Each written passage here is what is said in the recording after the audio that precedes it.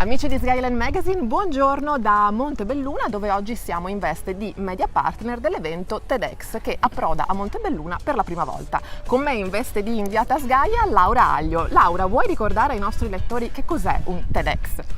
Un TEDx è un format, è un forum di idee, di condivisione, quindi dei relatori che ci raccontano la loro vita, le loro esperienze, la loro esperienza professionale ma anche personale. Quindi saranno un'ispirazione per tutti noi nella giornata qui al TEDx Montebelluna e li ascolteremo con molto piacere per potervi raccontare poi le loro esperienze.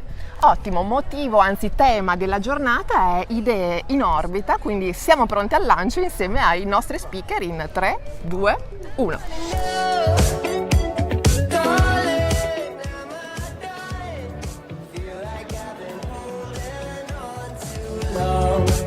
Oggi siamo approdati a Montebelluna, a Infinitalia, grazie a TEDx Montebelluna. Oggi siamo qui con Patrizio Boff, che è il fondatore di questa struttura, a cui chiediamo di raccontarci che cos'è questa struttura, di cosa si occupa e perché ha pensato di fondare Infinitalia. Grazie di questa domanda, in realtà io direi atterrare.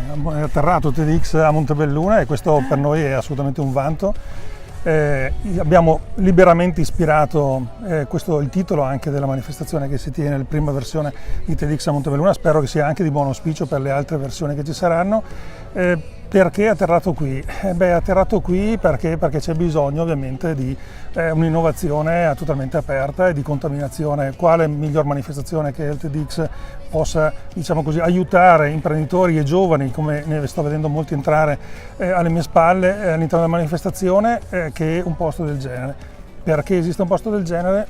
Perché questo è un esercizio fatto da un imprenditore che ha preso un capannone dismesso acquistato da un fallimento, tutto in cemento, e l'ha trasformato in un parco verde, totalmente sostenibile, in una serie di elementi che sono di stimolazione, di ispirazione, e quindi TEDx non poteva non essere qua.